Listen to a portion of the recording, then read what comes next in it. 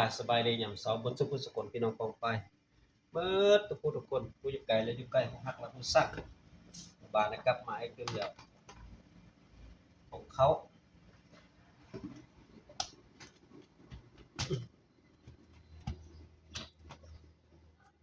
วันจำเป็นมาไอ้กับพี่น้อง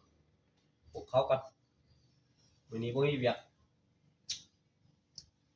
ก็เลยมีข้าวปุ้งเขาไม่ดำก็ไม่ใช่หรอกสองห้าไม่ดำเฮ็ดจ้ะ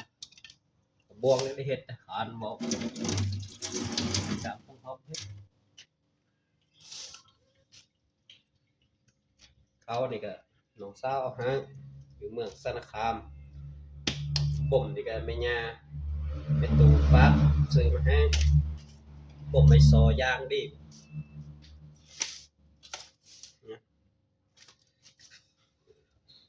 บางคนคือสิบ่ตื่นรับตื่นนอนเท่าเนาะมื้อนี้มื้อพักมื้อพ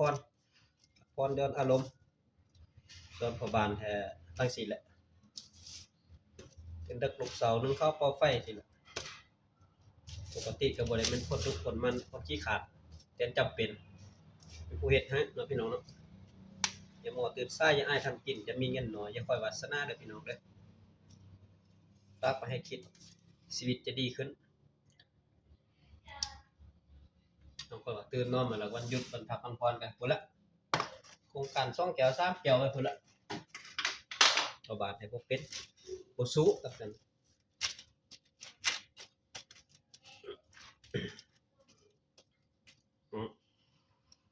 2 มื้อซ้ำนี่2 มื้อเด้ยังหลายบ่ดีหลายแล้วเปลืองกินแต่ละน้อยประหยัดไปแต่ละนิด